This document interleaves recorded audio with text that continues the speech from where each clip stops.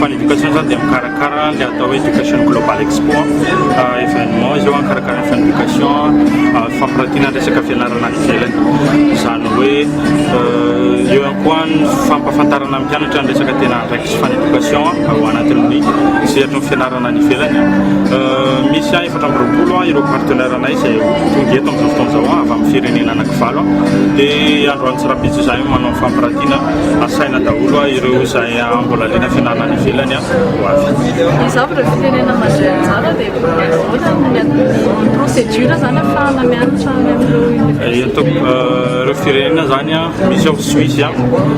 Canada, États-Unis,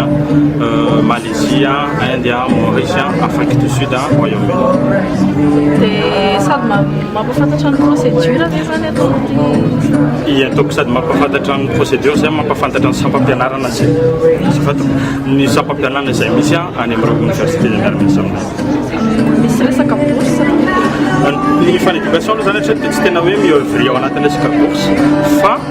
manampy zahay amin'ny resaka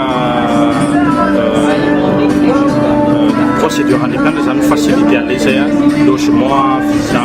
billet d'avion efa miara-miasa amin'ny Ethiopian Airlines zay afaka manampy anazy. Ho an'ny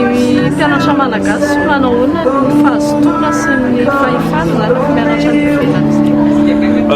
Mpianatra malagasy aloha dia hita tokoa hoe mazoto mpianatra malagasy amin'ilay fianarana ivelany ary izay indrindra mahatonga ny fan éducation resy lahatra hoe mila fanantena ireo izay fahazoto mpianatra izay mba tsy hoe hiadisaina izy any amin'ny resaka ahoana moa zany tokony ataoko raha manay Canada fa izahay nefa mandray tanana tsy zavatra rehetrarehetra.